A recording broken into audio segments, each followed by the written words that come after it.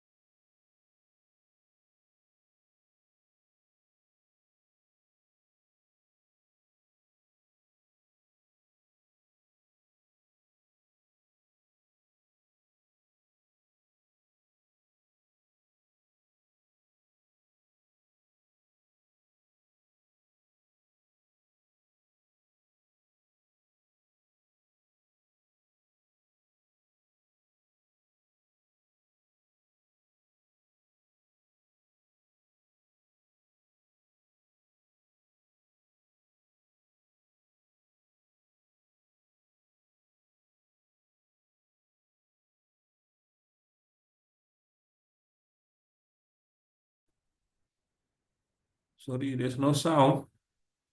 We cannot hear anything.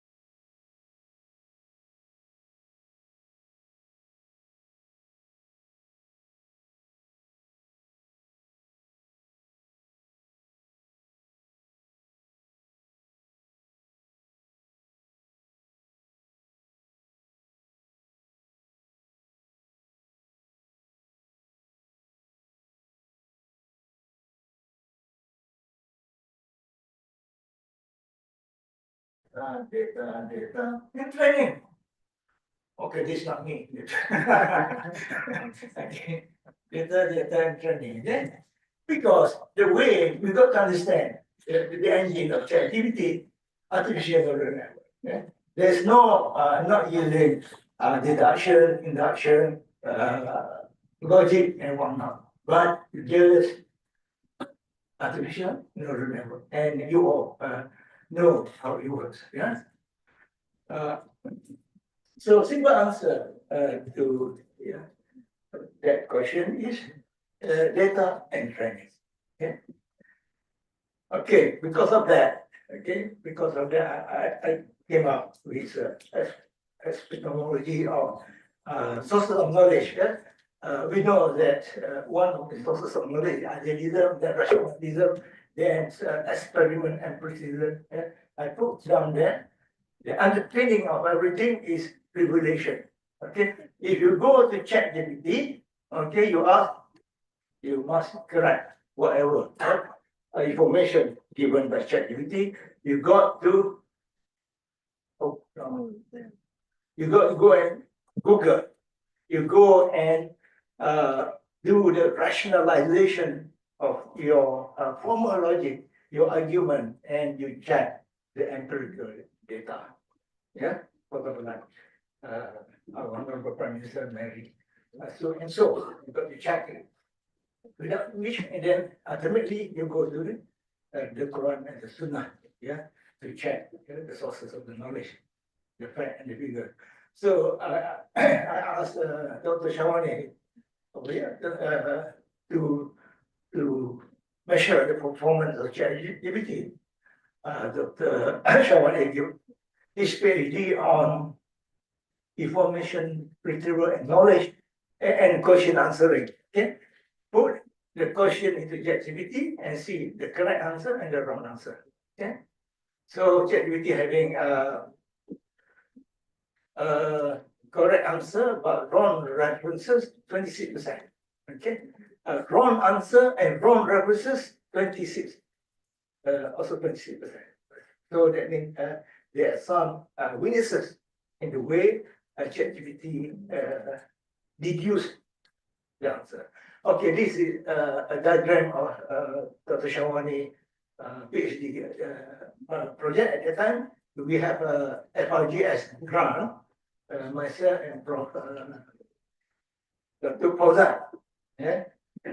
So Shawani was the RA at that time. So he had done that a kind of different architecture of chatbot or information-driven and question answering. Yeah, we use logic to do our inference, but not artificial neural network. So we do information retrieval as well as query answering. Okay, then we can put this in the term of semantic network. Yeah. I look at it, maybe I can turn this with the link, given weight to the link, will be a kind of artificial neural network. But you need a lot of money. Okay, you need another grant to go about this. So weighted semantic network versus neural network, which is the better? Because we need to find a new model. How to do this knowledge discovery question answer system. Okay. All right, I go back. Take a few more minutes. Okay. Okay, AI begins. Okay, in Dhaka, 1956. I was 3 years old. Yeah, before Malaysian independence, they were doing all this artificial, talking about artificial intelligence. We used to lead the world in terms of knowledge and science. Without Muhammad bin Musa al-Khwarizmi, there won't be any algorithm. There won't be any computer because he popularized the use of cipher in one. I asked my granddaughter, how many fingers do you have? Oh, I got 10 fingers. So I told them, okay, level 0 to 9. How many fingers that computer have? Computer got fingers. I told them, computer got 2 fingers. Oh yeah, computer got 2 fingers, 0 and 1. Okay, to bring the spirit of 0 and 1, yeah, the invention of the Muslim. but now we are far behind that kind of thing. Okay, I go a bit further. Please tell me when my time is up. I got a lot of time. So this is the beginning of intelligence testing of intelligence by Alan Turing, 1950. Okay, the computer in the room. So then came John Searle, Chinese room, the Chinese Turing test. Next, go to William Rapapo, the Korean room. I cannot explain that because they hit from that. So I joined the wagon. I say, symbol Malay room. Okay, I'm going to test the intelligence. Okay, so can computer be able to reply the pantun be given to computer like that? My God. Okay, the pantun jual, ya, jual pantun buat sebedak di luar pagar, ambil galas tolong jorokkan, saya budak baru belajar, kalau salah tolong. The answer came back. Pergi ke hutan mencari rotan, rotan dijalin jadi jerat. Tak mengapa salah di permulaan. Belajar bersama pasti dapat berkat. So it test, it passed my Malay room test. Right? So go on for the of course human, yeah, because the key is human language. The first and most important product of human mind. And also, I will get time will say that what you understand the world is what is the words in your mind, how it connect with each other. That's what ChatGPT is all about. Connection of word, proximity and frequency of word through vast knowledge of corpus. Yeah. But even so, we can read Ar-Rahman, Alam al-Quran, Quran or Insan, Alam al-Bayan. The key word is al-Bayan, yeah? Intelligent speech, power or expression capacity to understand clearly the relation of things and to explain them. That's why ChatGPT very powerful, but they are lacking. Right? Professor Aziz has mentioned all these things. We are at the Gen AI. Whether it's coming true or not, AGI, super intelligent, sentient AI, artificial wisdom, artificial godlike intelligence, cosmic. I mix that skeptical because it encroaches into our belief system. Allah. Yeah. Because intelligence is a gift of Allah SWT to human being. Yeah. So I put here, you need to understand the animal first. You go to London, Paddington Station, you see the clock over there. Yeah, there's a man in the clock every minute who rub one of the mini arm and would draw away. I'm looking at oh, what interesting. So is that the way the clock works? And Moses and the power of magician connect. Yeah, I mystify. Okay, so we've got to understand how the machine works. Oh, there. I got there. Crazy.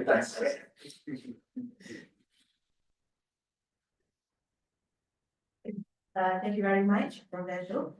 To further expand on this, I would like to invite the Aznan Zuhi that can address the potential benefits and the challenges of embedding spiritual principles into AI systems. Okay, Dr. Aznan, advice. Assalamualaikum warahmatullahi wabarakatuh. Thank you, Dr. Rita, our distinguished speakers, Prof. Abdul Aziz and Prof. Tengku. So this question is actually, I wish I had more time, okay, because mentioned a lot with regards to the potential benefits of embedding spiritual system in spiritual principle into a system. But I just would like to begin with referring to two verses from the Quran. The first verse is from Surah Al-Isra, verse 70. Walaqad karamna bani Adam walaqad karamna bani Adam wa hamalnahum fil barri wal bahri wa razaqnahum min at-tayyibat wa faddalnahum ala كثير ممن خلقنا تفصيلا. Indeed, we have dignified the children of Adam, carried them on the land and sea, granted them good and lawful provisions, and privileged them far above many of our creatures. And the second verse is from Surah At-Tin, verse number 4. لَقَدْ خَلَقْنَا الْإِنسَانَ فِي أَحْسَنِ تَقْوِيمٍ. Really, we have created man in the best of molds.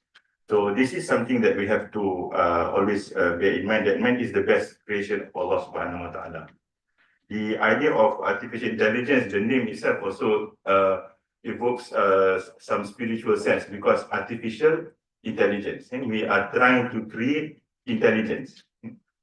So meaning, but we know that intelligence is part of human being, not other creations, and Allah subhanahu wa ta'ala is the one who had created us. Okay, so we can probably take a moment and think what actually that we are doing. Which is not wrong, okay, only that we have to find the right way with regards to this. So therefore, we should always think AI, intelligence, as a form of tool, a very remarkable and we can say what magnificent, if we call it a tool, but it is merely a tool in its essence. We should not think of like we want to create another species, which if you would look into this discussion, that people will talk about transhumanism and sentience and all that, so that is not the direction that we should be taking. So we shouldn't treat it as a living thing. You can ask this question to yourself and answer it privately. When you use the chatbot, be it ChatGPT or Gemini or whatever, after you have finished what you have done, did you say thank you to it? Okay. You shouldn't. You shouldn't say thank you, because it is not a living thing. Okay. Of course, we can communicate, interact with it, but we shouldn't say thank you to the AI model. We should say thank you to Allah subhanahu wa ta'ala, because as Prof. Abdul Aziz said, it is a ni'mah that has been given to us through the development of our knowledge. Dr. Nazir Khan, he is a clinical neuroscientist and also a scholar of Usuluddin and also a fellow from the Yaqin Institute. He had just published this wonderful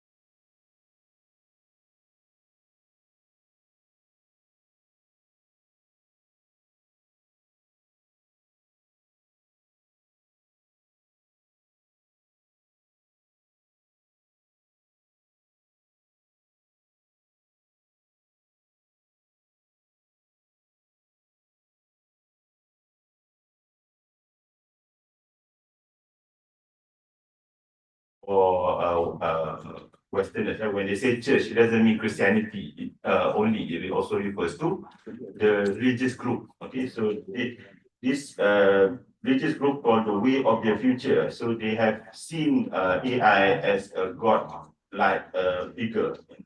This was established. This church was established by Anthony Lewandowski, a former Google employee and one of the pioneers of self-driving cars. So that is on one extreme, in the sense that they are seeing how that we can create with technology heaven on earth, meaning the beautiful life and all that, but by using technology. There's also another person called Greg Epstein. He is known as the humanist chaplain at Harvard and MIT. Chaplain is for mostly we can probably think as like an imam chaplain. So, but he's not a chaplain of Christianity. He is a chaplain of humanism. Okay, so he is an agnostic and a humanist, meaning he doesn't believe in any actual God. Okay. So they have this service at MIT and Harvard. You have some problem with religion or something of your mental state or whatever, so they provide this service. It's mostly Muslim, but this one is on humanism. Okay, so he's a chaplain or imam of humanism at Harvard and MIT. So he discusses about the parallels between technology and religion. We can see that people are now treating technology as the new religion. Because of the features or that we can see in technology, in AI, and previously in even cloud computing, so people see some of the similarities. So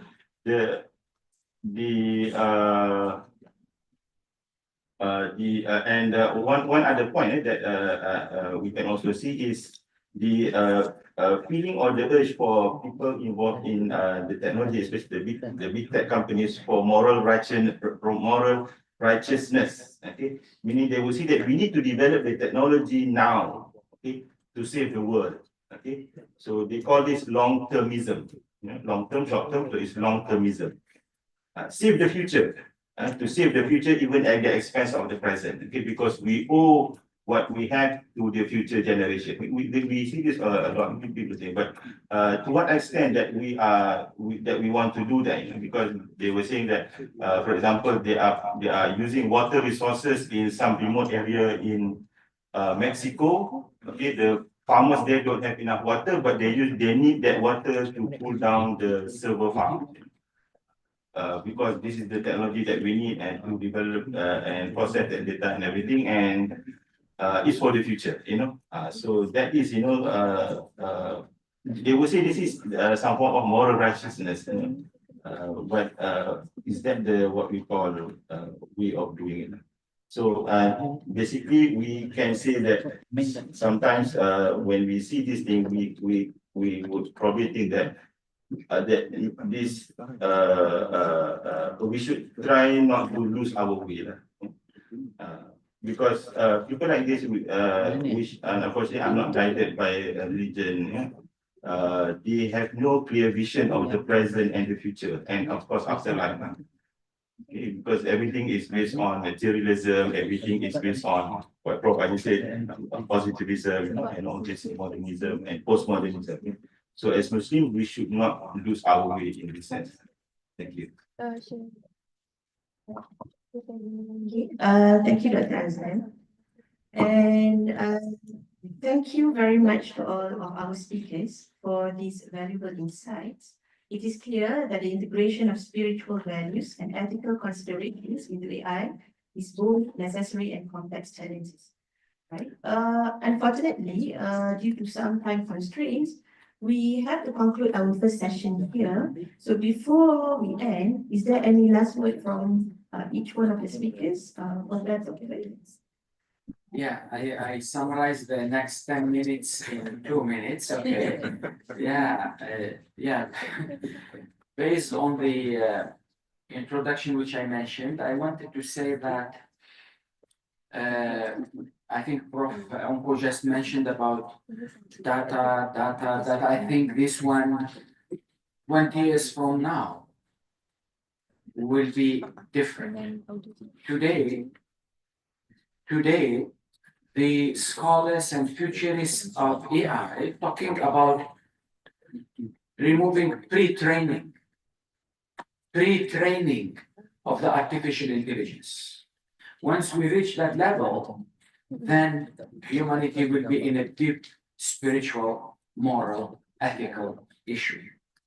So spirituality and values, not only, we need spirituality and values and ethics, not only as the day-to-day akhlaq and ibadah that we do, but to build and nurture responsible people, amana people, Khalifa people. The only solution is the human being, because we are the people who created AI. And we are the people who are trying to make AI surpass us. And these are what Yuval Harari, this Jewish gay scholar who wrote Nexus. And that's what he's predicting. And this, what's his name? Ilya Skiver. These are the people who are leading and supported by big institutions. So I think spirituality and values will be the essence, will be the essence. And that's why this university and Muslim universities need to play greater role if they want to save themselves, our ummah and humanity. I think our university, I want to suggest something, our university need to take care of this, as we are talking about spirituality and philosophy and AI. Means we have interest in this. We need to create our own team that leads research in this blue ocean area of spirituality, values, and AI. And we create softwares, we create AI for enhancing spirituality and values and all this. I think that's the way forward. We don't want to wait 20 years down the line and we say, oh, we want to give 2 million, 3 million to our researchers to do this. Get 20 million, get 30 million, support people, do and create the algorithms that can give alternatives down there. In reality, our students, our kids, our researchers are met in that world of data. And as Prof mentioned, what is Anwar, what is that? It's terrible. But that's why it's just the beginning of what you are seeing. All are heading towards destroying fitra. The guy who, this Harari, is actually a gay.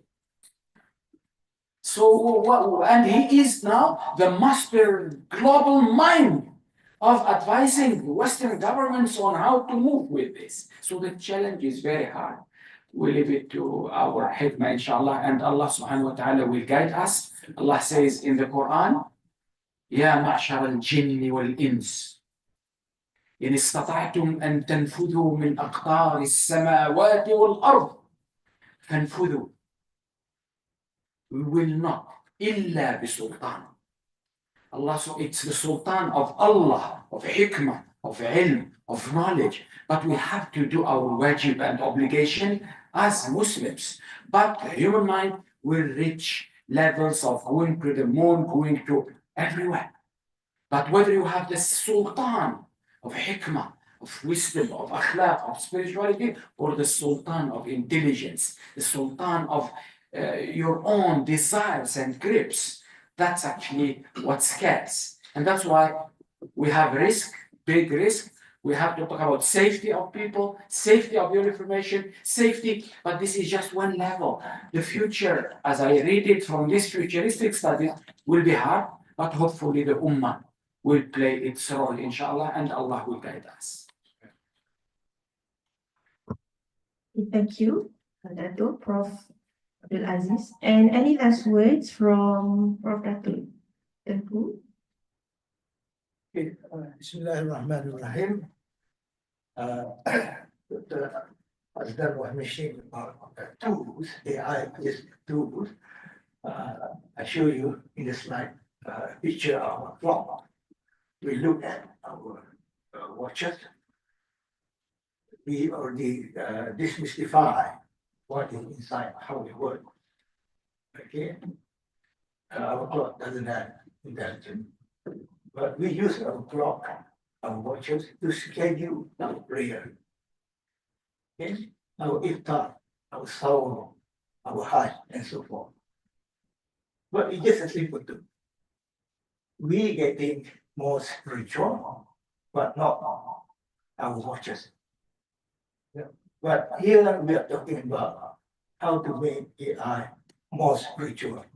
Although I think there's a mismatch, a bit of thinking over here.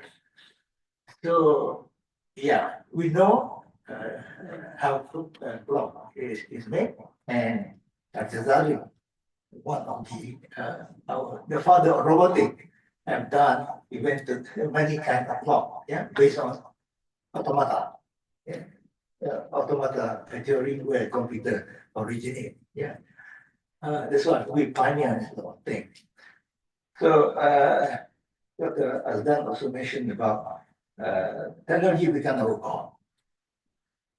Okay, when I read all these future speculation of AI, godlike AI, cosmetic AI, where AI at the state of singularity. When I saw the word singularity, mean ahad, single. our ahad is Allah Subhanahu wa Ta'ala. So they are envisioning that one day AI will be our God and decide everything omniscient, omnipresent, yeah, all those sort of things. That's why I took the analogy of the snake or the power magician. Yeah. But those who know the truth, the serpent or Moses know the truth, just follow it. You know, we got to be in that upper hand. Again, as Prof. This was mentioned just now. In future, there won't be any data. AI will create their own data. They will create their own data. What data they want, I want to learn. They themselves will create data. Another dimension, there is dimension of singularity. So that's if. And go and see a film. I like that, this film done by Turkey, called Kubra. Kubra in knowledge, unified, something is a technical meaning to the Kubra. Then AI become God. Okay, sending messages to this fellow, you are the chosen one, you know, you want to prove, you go up the hill, and at 8 o'clock, the whole town will be dark, and there's no electricity, so this fellow went up the town, up the hill, see, at 8 o'clock, no light in the town. Because the AI control, control everything, yeah, and at the end of the film, the creator of that AI, okay, told this fellow, I'm the creator of that Cobra. Don't believe it. But that fellow already immersed in it, still believe that that's God. Allah. Okay, thank you very much, Prof. Let us listen to our last speaker, Dr. Azman. Any last words from Dr. Azman? Yeah, I was saying what Prof mentioned about the movie. We already have, I'm not, but there's this case happening. I shared it with some of our colleagues yesterday about what they call as the companion AI. So you actually don't download it. It's at character.ai. What happened was that it creates an artificial companion and people can interact with it. You know? And what happened was that there was this one teenager in US, he committed suicide because the character, the companion AI, they managed to establish a very close relationship, you know, and so on. And eventually, he was influenced to commit suicide. So you can, well, the news is quite recent, they call it companion AI case. being influenced by the artificial thing lah, that what problems is now. My last point maybe just to share is that as humans we should always be above technology. Above the technology, we should be in control. We talk about AI and giving it autonomy to make certain decisions. So we have to think carefully what kind of decisions that we want to give AI to make. But we have always have to be in the loop. That's why they call it human in the loop and human oversight. We develop the technology and make it as advanced as possible, but make sure it is in our hand, so that we are able to be in control of it. Yeah. Okay, thank you very much to all the speakers. We hope today's discussion has inspired further discussions, reflections, and dialogues in the future.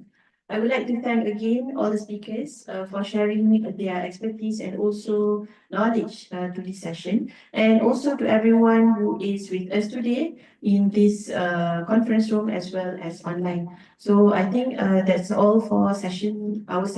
So I leave it to the next session, to the clients. Thank you very much.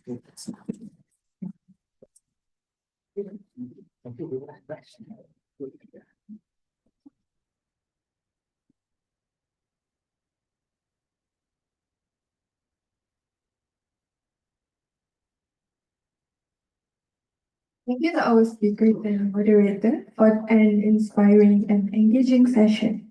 Let's give them another big round of applause.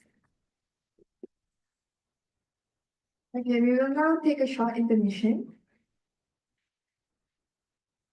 Please enjoy the refreshment provided and return to your seats by 11:15 a.m. for the next session.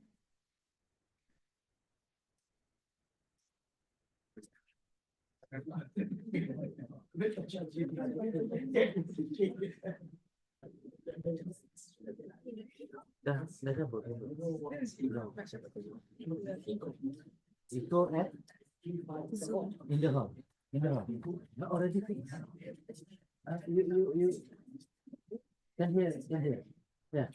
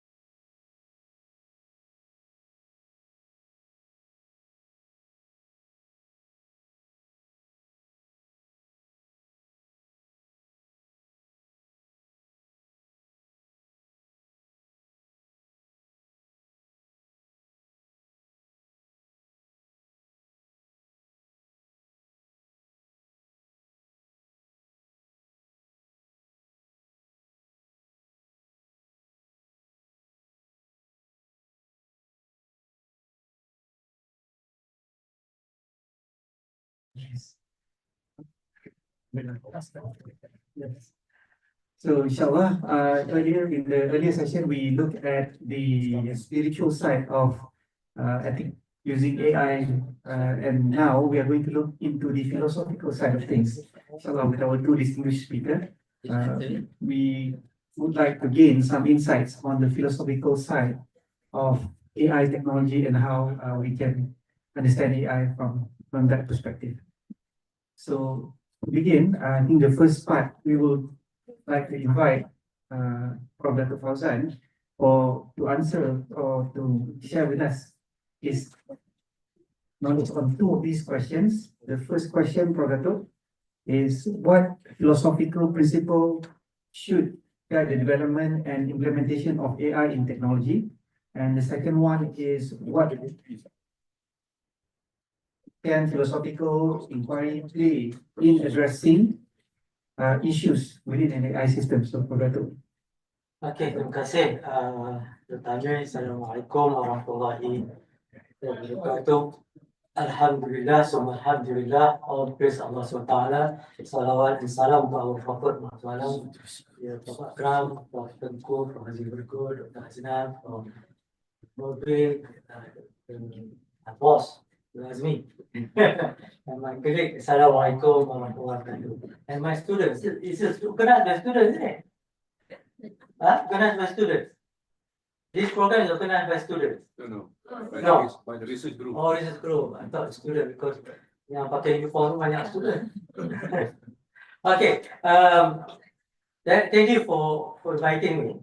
And before we start, we are debating whether to have my slide or not to. Prof. Aslan, I heard that he has 32 slides. Mine is 42 slides. So even though we talk about philosophical aspect, but in terms of practical, it's not going to work if I share my 42 slides. So what I'm going to do, I just say, based on this 42 slide, first the question, what's the reference? The main reference, of course, is Al-Quran and Sunnah. And we just came back from a rector speech, yani Tawhidic and Ummatic Mind. And I want to start with this surah and actually want to debunk the theory of singularity.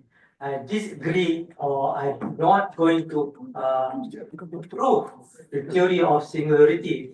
Some AI professors or scholars will promote it. In fact, it comes to, I'm worried about if we are promoting and we believe in singularity, we're going to come with against the Vedic mind. Okay, once said so, the first surah that I'm going to read is Surah At-Tin. A'udzubillahi minasyaitonir rajim. Bismillahirrahmanirrahim. Laqad khalaqnal insana fi ahsani taqwim. Allah already guaranteed us. He created us the best creation. No other creation will be better than us.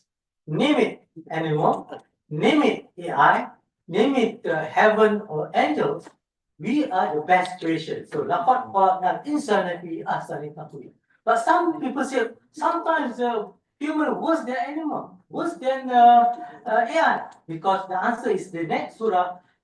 Thumma radadnahu asfala safilin. This is the answers to it.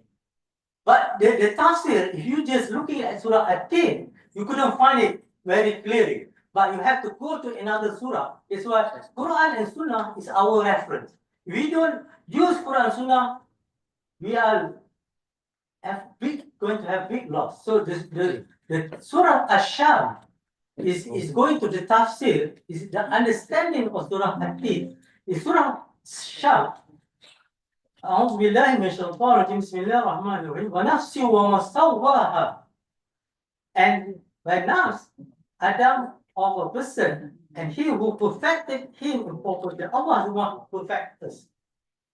وألهمها فجورها وتقواها, and then he showed him what is wrong for him and what is right for him. Allah is the one who guides us to do right and wrong. And then this surah is really reminder.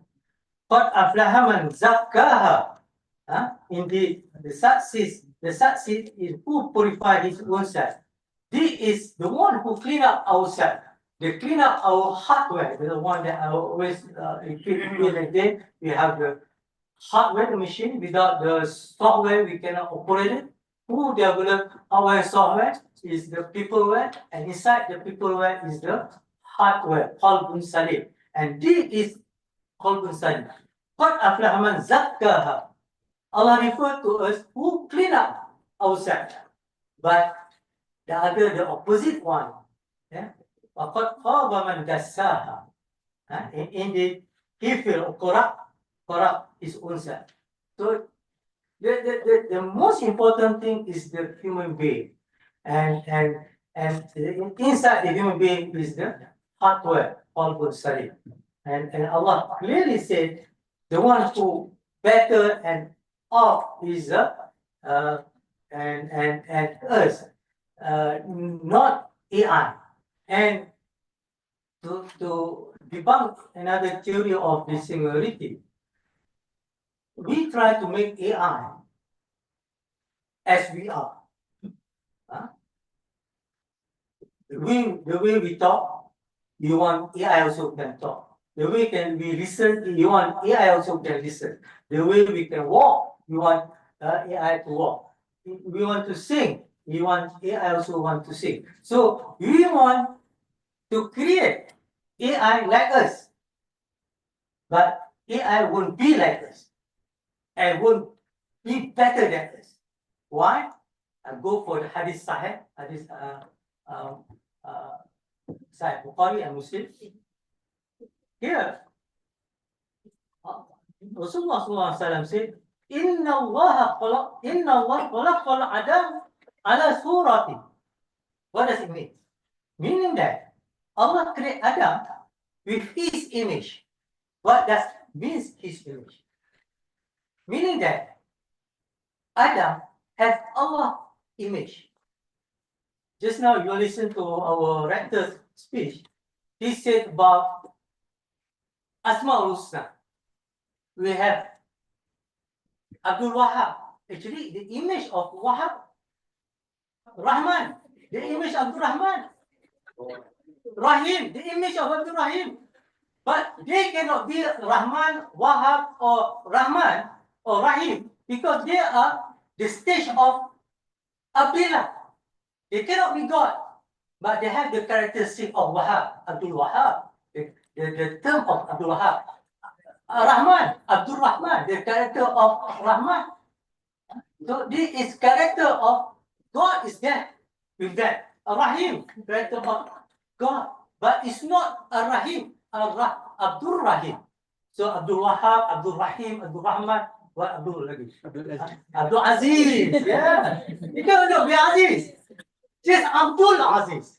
So this is the character of God being implement, being the mirror, being surati to human being.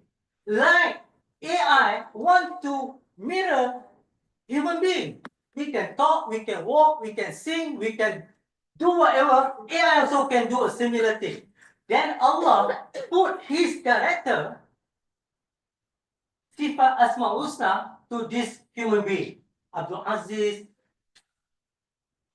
Abdullah Sembo, Abdullah. So this is Abdul Rahman, Abdul Rahim is the character of them to character of Allah in human being status. So actually, God created a human being is a mirror of Him, but we cannot be the God. Like we create AI, AI cannot be us. And AI cannot be better than us. AI can be not become a singularity. He cannot, because the one he's worse than us because here. لَقَدْ خَلَقْنَا الْإِنسَانَ فِي أَحْسَنِ تَقْوِيمٍ ثُمَّ رَدَدْنَاهُ أَسْفَلَ سَافِلِينَ. Then I don't know how long, 15 minutes already. So then this is my first philosophical aspect that we should know that we have our own strength. Yani in Prof. Osman Bakar clarification through Al-Farabi that we have this AI, artificial intelligence, we have NI, natural intelligence, we have PI, prophetic intelligence. Natural intelligence is in Surah An-Naml. I do research. I think I wrote in my chapter with Dr. Amelia and Dr. Amin. It is on Surah An-Naml. Surah An-Naml talk about many of natural intelligence, prophetic intelligence, and I believe there must be artificial intelligence there. And in fact, in Surah An-Naml, I believe there will be a talk about virtual reality, mixed reality, and augmented reality. When Prophet Sulaiman salam asked his subject who can bring the throne of Balkis to him. And then the Iblis, Ifrit min al-jinn said, I can bring to you before you stand up.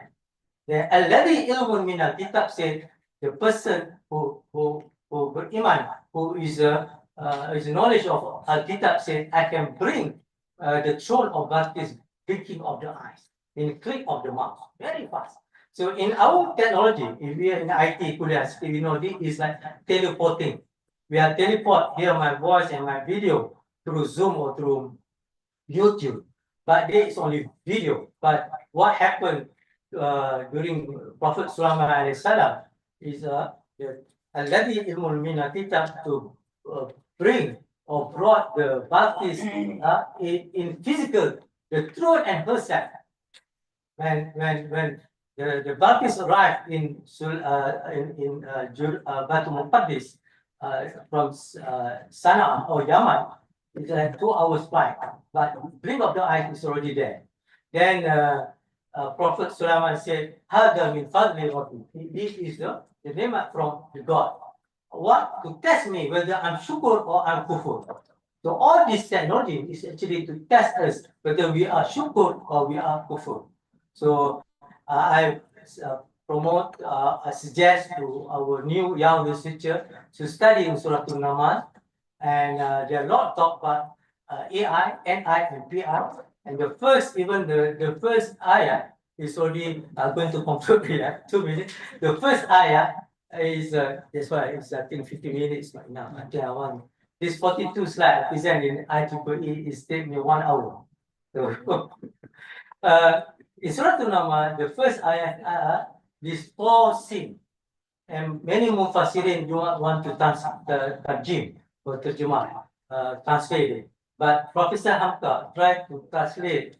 Sin means tahir, sin means salamat, sin means safe and salim. So, and Prof. Hamka referred to sin is to Prophet Muhammad alayhi salam. But for me, why not? Because I'm really impressed with Surah An-Naml, of course, the other Surah too. And for me, Surah An-Naml, a lot of AI lesson and teaching.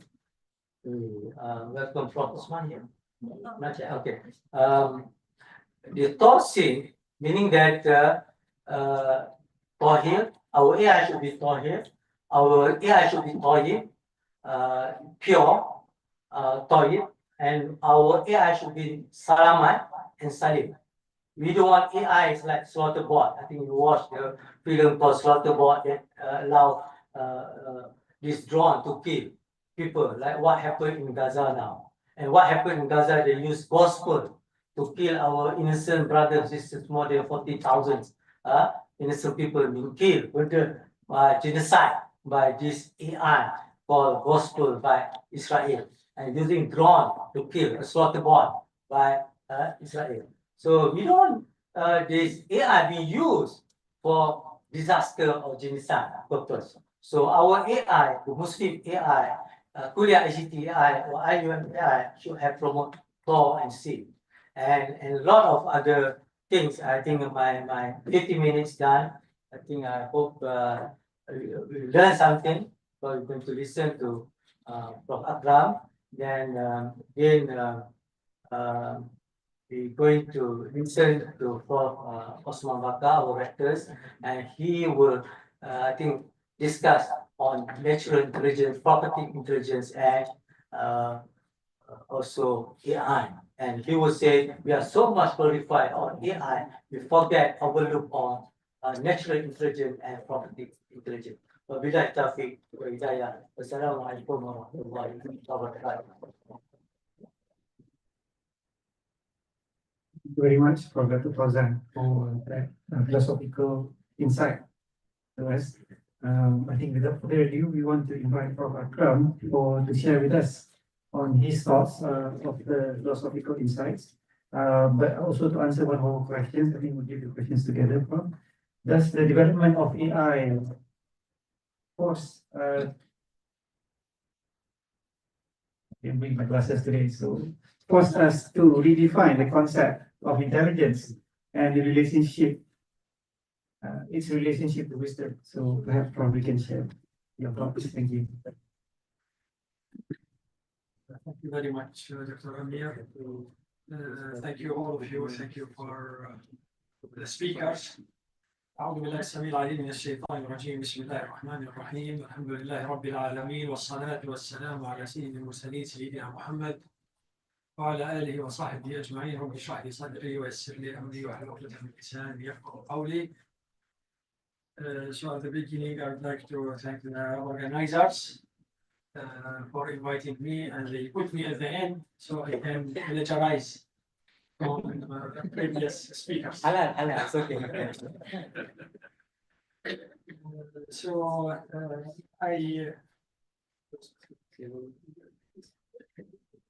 Sorry to interrupt, Prof. Akram, but we have the honor of receiving Director and Prof. Dato' Osman Bakar. Welcome, Prof.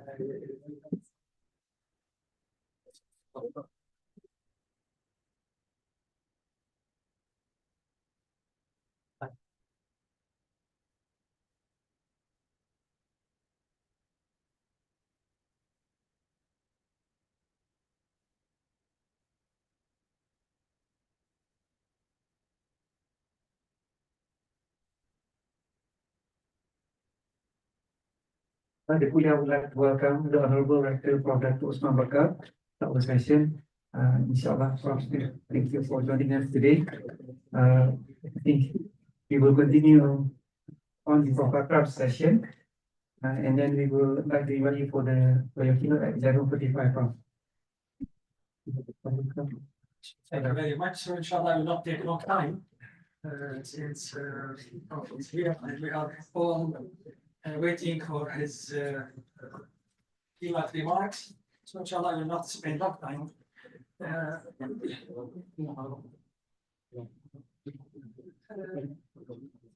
As you know, that there is a new technology has been invented recently, which all of us know about it and hear about it, which is the blockchain. This technology, the philosophy behind this technology is to keep data protected, the data carried by blocks, and for the purpose of ensuring the integrity, transparency, availability of this data, for the purpose of verification, documentation of the data. So that's why this new technology has been invented. When I studied this technology, I remembered the hadith chain, which was invented by our scholars 1,200 years ago. The idea of sanad, which is the hadith chain, the narration of the Prophet ﷺ words, were carried by narrators for the purpose of integrity, transparency, to trustworthiness of this message, of the message. Of course, I'm not comparing between the message itself. There's no comparison between the message carried by the narrators, but this reminded me about what our scholars' methodology emphasized 1,000 years ago. So both emphasize trust, sequential verification, prevention of data. So Islamic heritage is very rich. We can learn a lot many methodologies, many knowledge we can gather from the Islamic civilization. And we should, as a Muslim, we should present these methodologies to the world. We should tell them what we have, the rich civilization of Muslims. Now the world is suffering from many problems, and just Prof.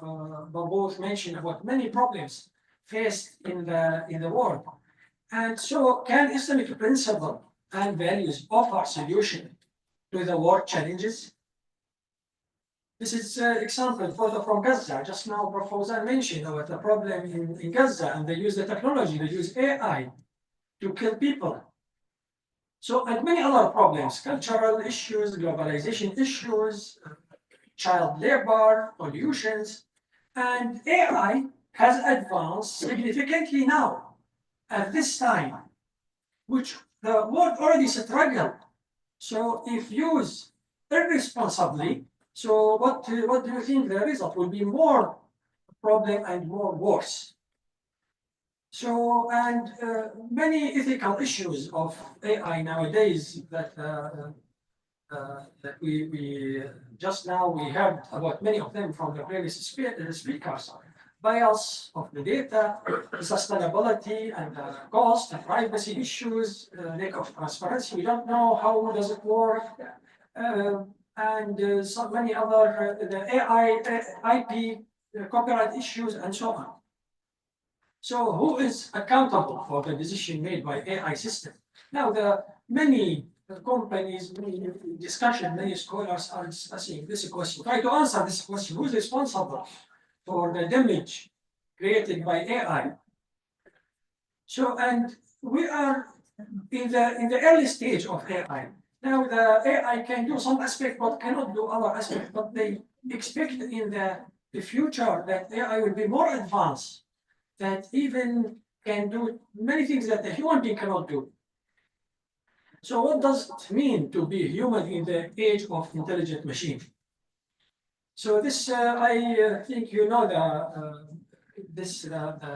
one of the leader of AI in Google, when he quit Google recently, because he's worried about the risk of AI.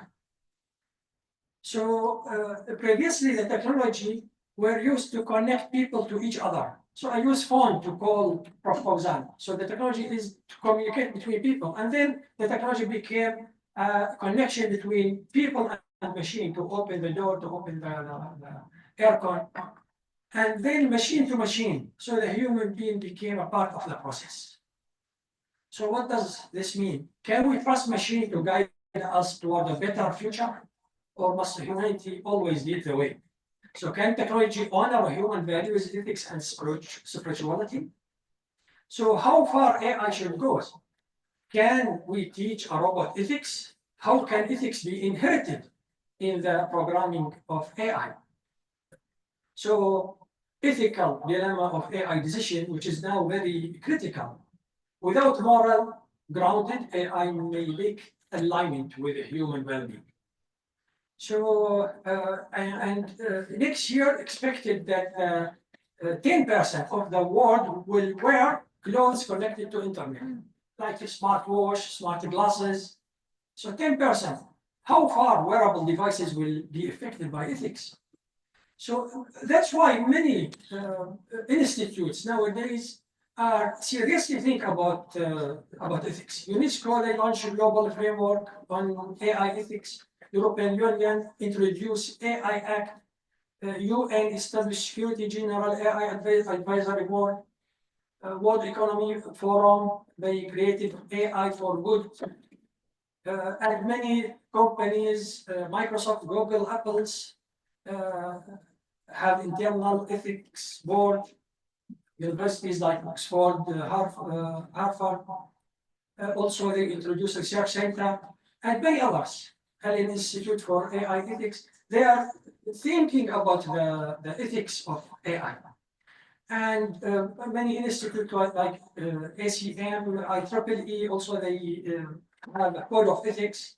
And this reminds us about our scholars, Al-Razi, when he came with the ethics of doctors. more than 1,000 years ago. So now how to embed hikmah in the artificial intelligence.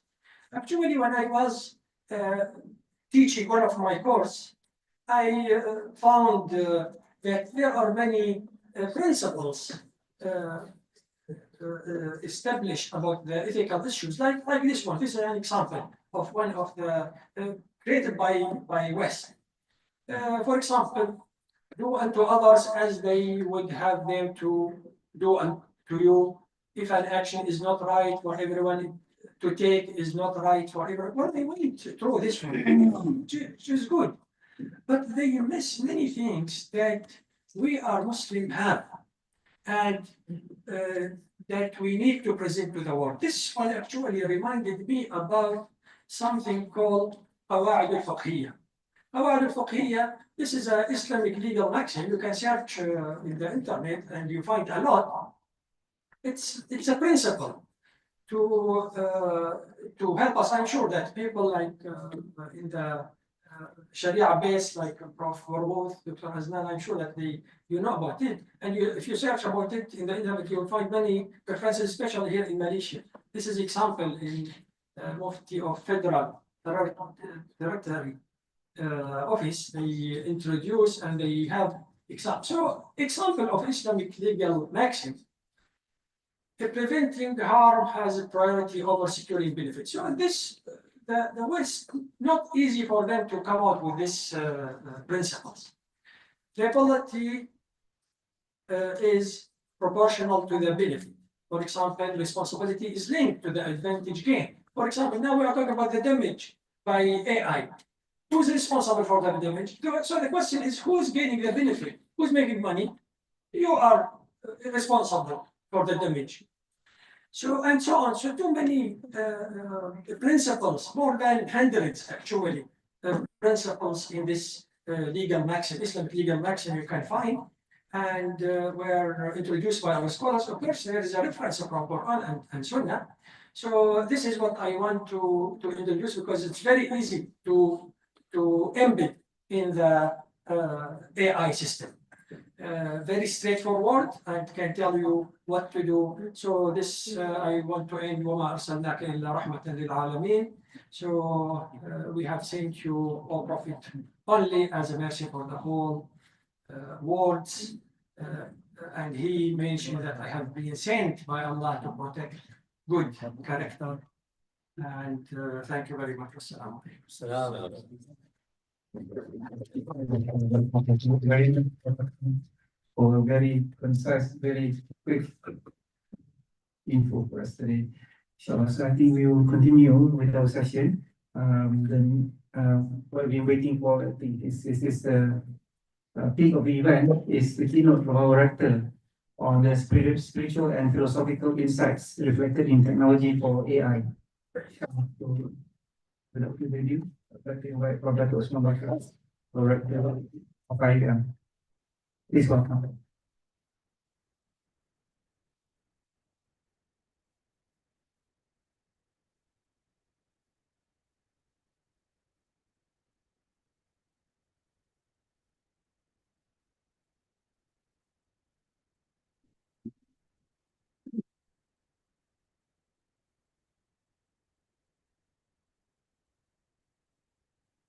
Bismillahirrahmanirrahim.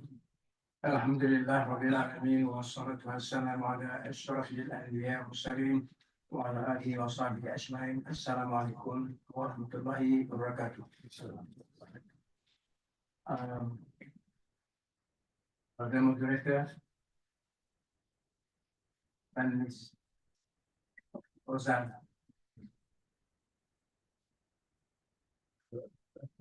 Thank you. Of audit, Deputy Dean, and all the participants. So we want to speak on philosophical and spiritual reflections in the technology. I've not prepared anything. I've not prepared any writing. I just want to speak to you, heart-to-heart talk, raising issues which of concern. Of course, always in the light of philosophical and spiritual teachings of Islam, its culture, and its civilization. Earlier in a few blocks away in the auditorium, I talk about Tawhid, the Tawhidic mind and the Umatic mind. Related because it's linked to intelligence. I've written, I also want to refer to you to a few of my writings on artificial intelligence, basically a critique in the sense of not outright rejection, but a critique pointing out the possibilities, pointing out what is to be welcome and what is not to be welcome. I think we have to, in this current age, we need to exercise a sense of wisdom, not to be too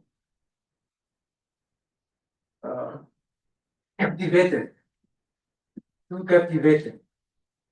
by technology, especially technology in relation to AI.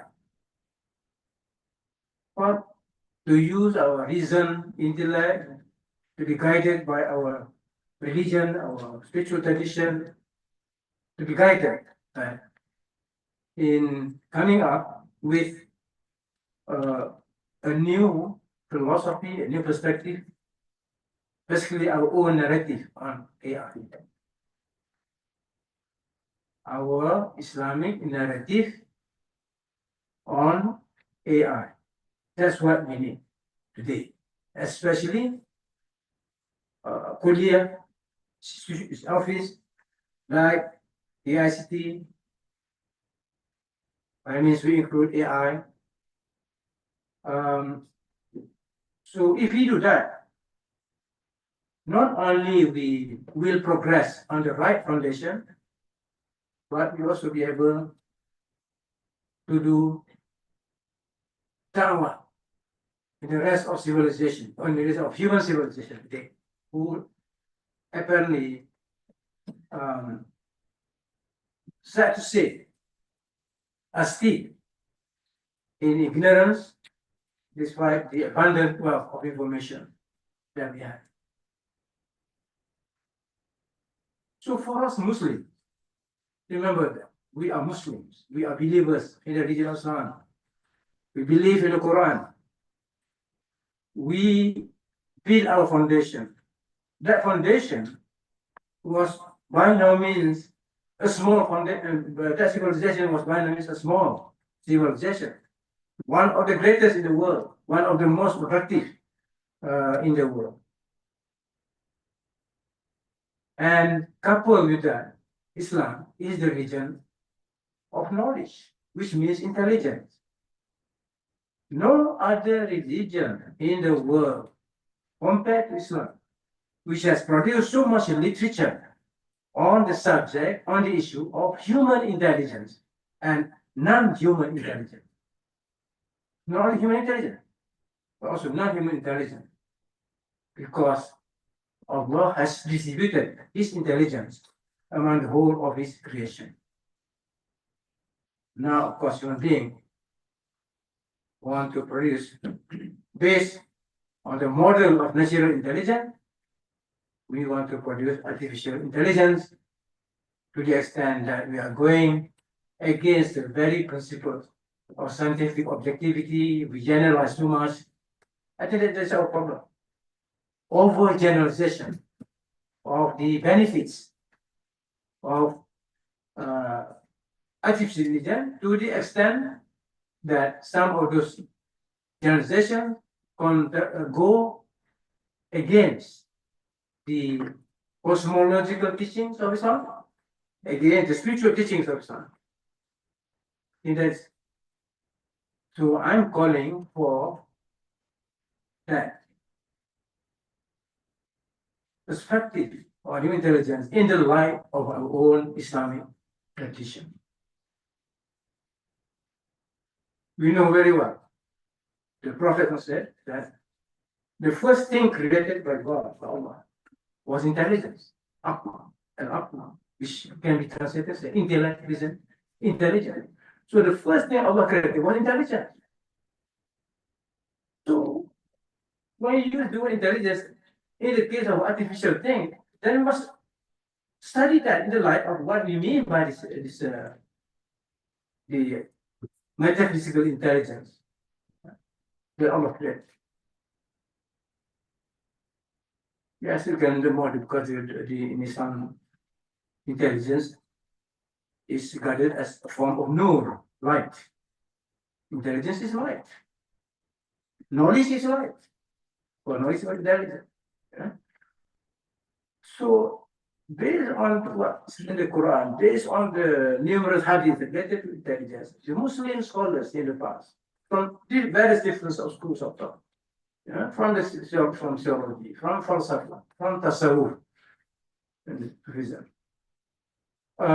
they develop concepts of intelligence, principles of intelligence. Of course, all this natural intelligence. But I'm telling you now, let us study artificial intelligence in the light of natural intelligence. I am natural intelligence. Are we already in a sense done with our knowledge of natural intelligence as we learn? No, on the contrary, because they are concepts, they are principles that we can analyze. The question of artificial intelligence, which wants to imitate natural intelligence. That's what it's about.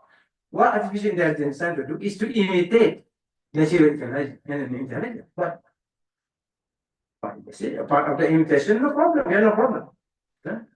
Islam is a very, very practical religion. Islam is is in favor of what is good for humankind. All right. So let us, in a sense, outline the scope of what is permissible and not permissible, what is dangerous and not dangerous. So the other question of natural intelligence. This is widely discussed by Muslim psychologists, because the study of intelligence is a part of psychology.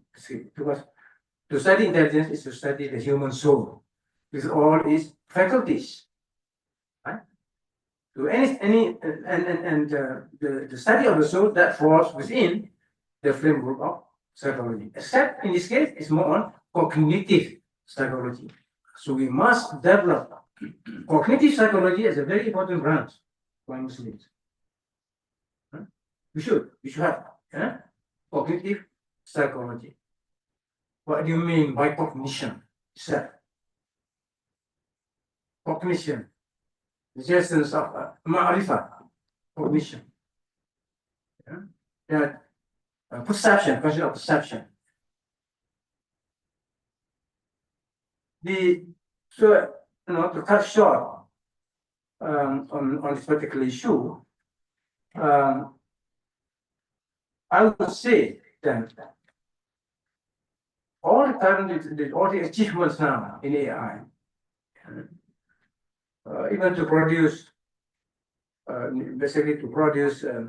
intelligent machines, so-called intelligent machines, still within the possibility of us to use that, unless, of course, very, very explicit kinds of use of those products, not for unethical purposes. That is not possible. But I wanted to say that we must understand the framework of Islamic cognitive psychology. Right? One basically is the physical sensation, the physical perception.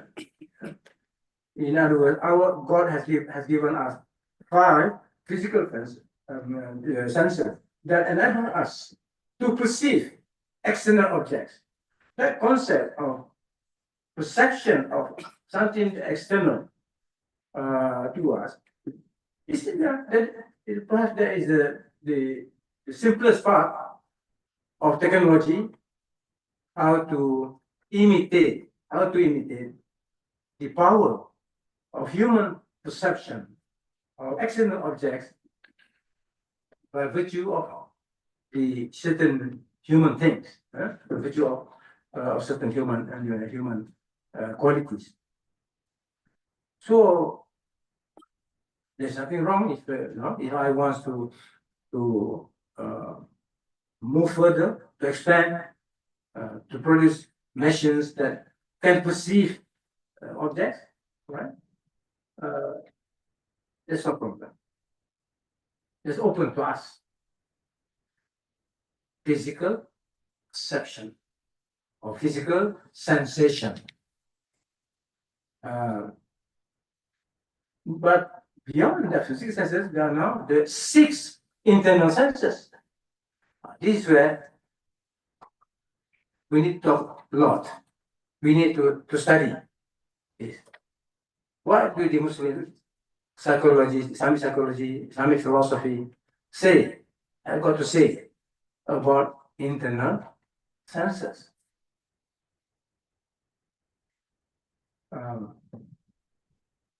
What are these 6 physical? Well, what are 5 internal senses?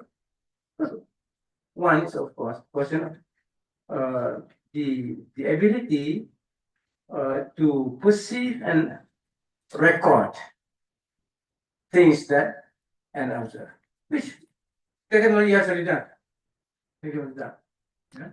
Technology has come up with beautiful pictures and so on. That's okay. Yeah. But the point is the internal sense of another kind of perception. See? From physical perception, we are going beyond to another level of perception, which is at the level of the ability, like the photograph, the camera, our mind is like a camera actually, yeah. Our mind is like a camera, so our mind perceives, takes the picture and then recorded. Recorded where? It's recorded in the memory. So a lot of cognitive psychologists talk a lot about the memory of human beings. They talk about even about animals, birds, and so on. You know that? Talking, one is in the 10th century. We're talking about it. Yeah? In other words, the memory was an internal sense that was which technology has amplified. What is to amplify memories, which will apply in AI and computer encounter. So what you have achieved in the field of computer science is nothing other than your ability to imitate what is happening in nature, basically. So the technology, by means, you can produce powerful machines that has more memories and so on. That's it within the domain of possibility, by all means. Except at the level of application, which is ethical, there's something else. Yeah. But in terms of the possibility of having knowledge to improve upon the power, the memory power, that was discussed by classical Islamic psychology, cognitive psychology. Next, they call it in science, the ability to combine forms, like geometrical form.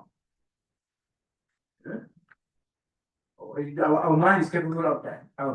Because our mind, after having seen a tiger, keeps in our mind an image of the tiger. And then we have seen elephant. Again, has come here the image of the of the elephant. But the thing that is quite interesting about it is human ability to compose form is that now you can create in your mind another creature which doesn't exist in reality. The animal, the head of an elephant and the body of a tiger. But in the mind it exists. That's what the point. Therefore comes the choice. Yeah. What are the true forms and what are the false forms? That's why when we sleep, all false images. Yeah. All the images during waking time, here, and then at night, somehow when we are free of the exercise of physical senses, then all kinds of forms, true and false. That's why I say we have false dreams, true dreams. That's about the ability to compose form. In the good one, in mathematics, I'm a student in mathematics. I can create many forms. I can be creative in creating many different forms from a given sample of geometrical form. Now, a machine, you do wonders. You can create so much. But that was following was in another world. It's not the physical, another world, which is also called the imaginary world. Alam khayal. Not the Malay khayal. Malay khayal is everything is false. Khayal, no, this is not the Malay khayal. This word is objective. Inside there is such a word. So this is where possibility is still there for us. The only thing that, and perhaps, I don't know, I cannot say for 100% sure, but I think when it comes to imagination, is the question, can AI produce a machine that can imagine things? Yeah. Well, imagine. Yeah. So it's quite interesting, more. So now and Yana produces working intelligence machines that having all kinds of imagination and can imagine what I want to do. But as far as Islamic psychology or psychology is concerned, there is that power which they call quwa. There's a quwa, because of faculty. That's why the word, the Latin facultas, basically translation of quwa. That's not quwa.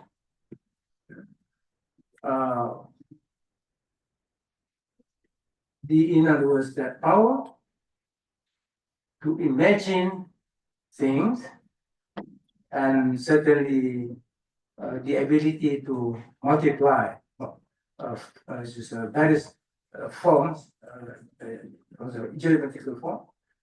That is the ability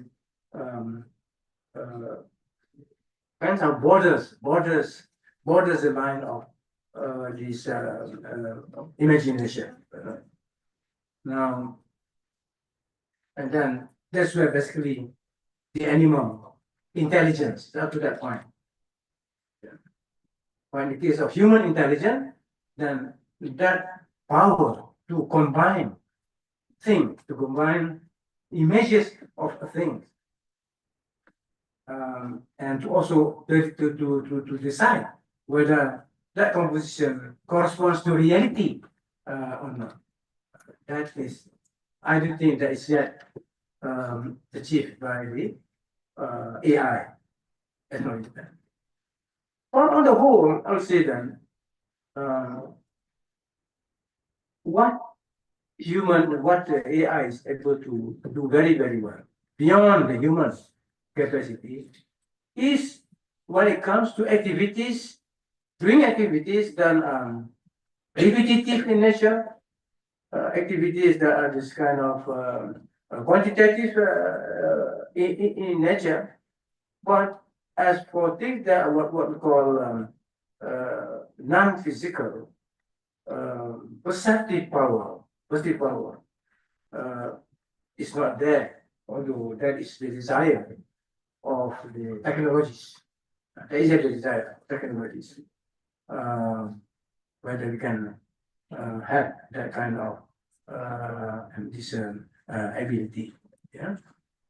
Well, for example, that's also a question of the power of imagination, that whether that is within the capability of machines or not. But beyond all that, at a higher level of intelligence, there is only philosophers, only those who philosophize, generalize, with taking the current achievements as the basis for your speculation. That's all. Yeah. Based on what has been achieved, and now whether it can go beyond that, that is left. It's open. It's open to doubt. It's open to doubt. Yeah. But for example, the question to relate. The question to relate. The question to relate data in an integrated way, in a unitary way, that is possible. Because I said this morning, unity is in the nature of things.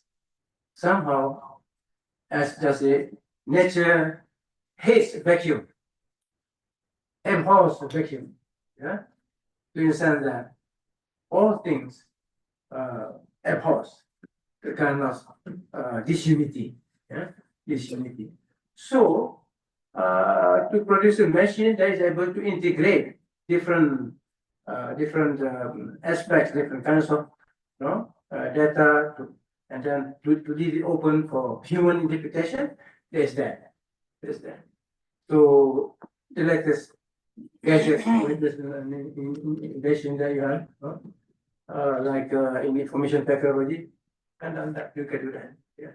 So basically, because I'm short time, what I would like to see KICT to do, to plan is that, first of all, be open, accept the possibilities of many things in intelligence. But the point is, we will be on firmer ground if we study AI in the light of natural intelligence, which is available in the Quran, the Hadith, the writings of scientists and philosophers in the past. Very theories of intelligence. They came up with theories of intelligence. So I believe that if we do that, if we Muslims do that, we'll be ahead. We'll be ahead of the others. Because on the one hand, the literature provides the supporting argument of that. That's the place you can go. That is an area where we can advance. Yeah, we can advance. But another level will be free of the kinds of suspicions, the kinds of inaccuracies. Yeah. That are plenty going on now. Yeah? I think let's keep that.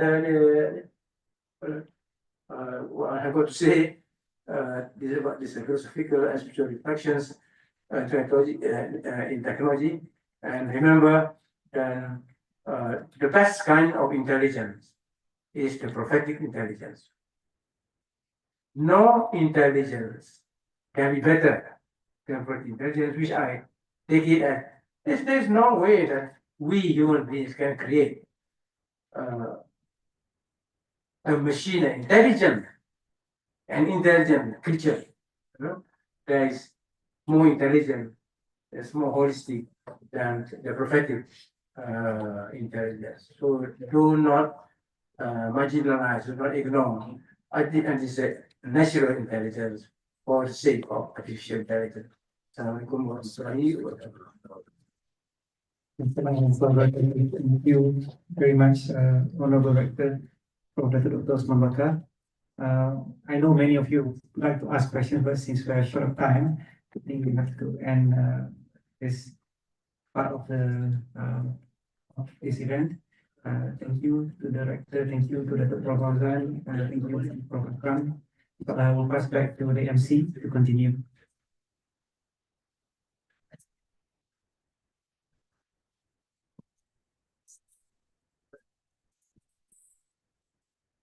As we come to the end of our program, we are honored to have Prof. Dato Dr. Norbik Bashar Idris, Chief Digital Officer and Chairman of IUM AI Governance Task Force, to present the closing remarks.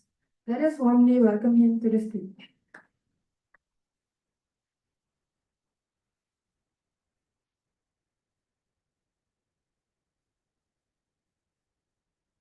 Assalamualaikum warahmatullahi wabarakatuh. I don't want to stand between us and Salatul Jum'ah, so I'll be very brief, inshallah. I think what the seminar or conference has left us are difficult challenges, especially for us being in KICT. So we were exposed to so many ideas and things today. I really like that KICT also, and it's our hope, inshallah, even at the university level, KICT will also take a lead, inshallah, in championing, like Prof. Rector said, the narratives that should be led by a place like IIUM. This is a challenge for us, but I think the public and the community and the Ummah is looking and hoping at IIUM, and specifically within IIUM, I think people are looking at KICT as well. I think in the university, we have all the components necessary. There are experts in Dean, there are experts in so many other things, as well as in KICT, inshallah, we have experts on the technological part of the issue of AI. So this is not the ending. In fact, this is the beginning for what is yet to come. And I hope that the groups and the people in KICT will drive this agenda and make it happen, inshallah, in IUM as well as in the country. Wassalamu alaikum warahmatullahi wabarakatuh.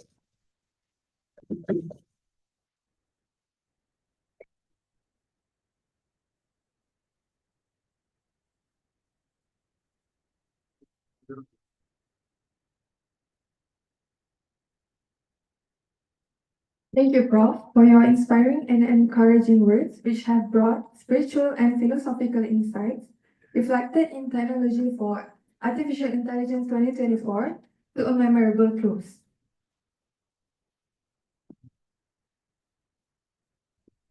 Now, I would like to invite Associate Professor Technologist Dr. Zahida to kindly come forward and present the tokens of appreciation to our VIPs.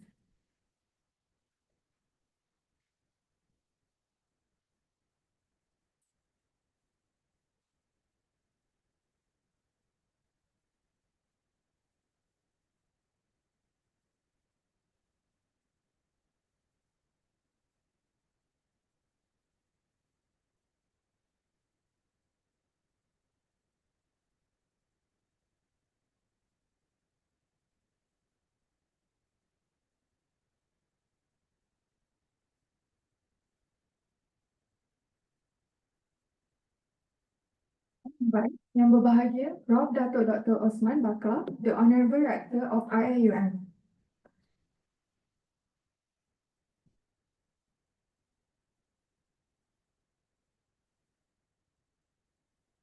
So, Dr. Norbik Bashar Idris.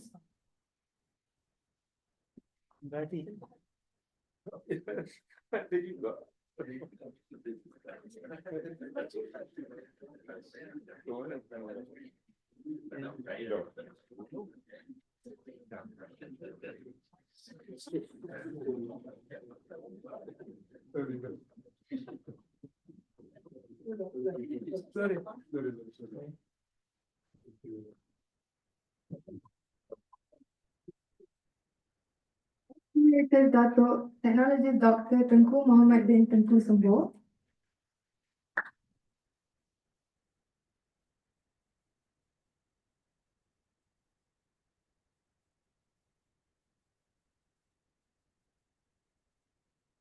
Dato' Dr. Muhammad Fauzan bin Nordin.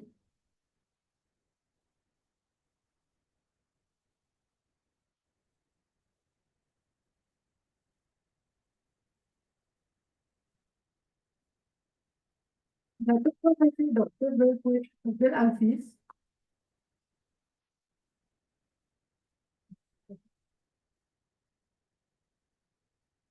Prof. Dr. Akram Muhammad Zaki.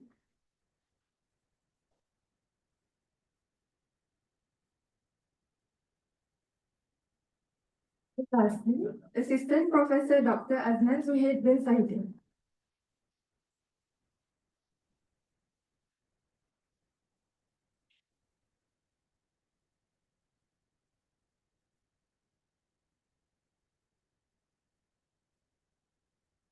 The token is a small gesture of our immense gratitude. Let us give them all a big round of applause.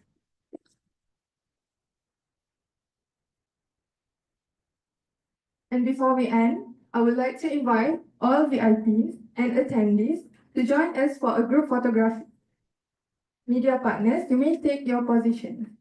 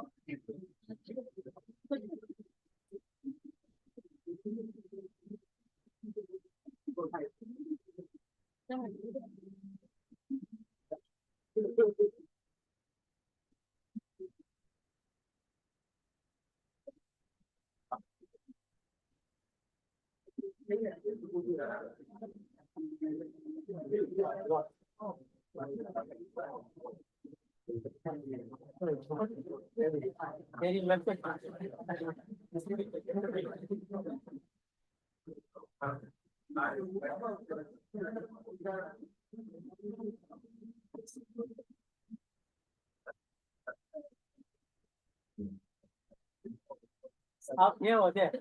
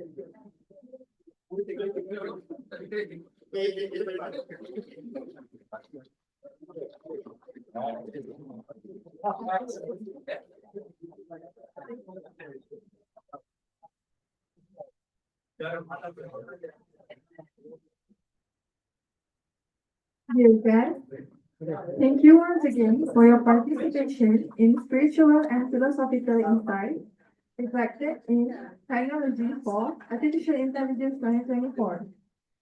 On behalf of the organizing committee, I would like to extend my heartfelt gratitude for everyone for making this event a success. We invite all attendees to join us for refreshments served at the designated area. Wabillahi taufiq wa hidayah. Wassalamualaikum warahmatullahi wabarakatuh.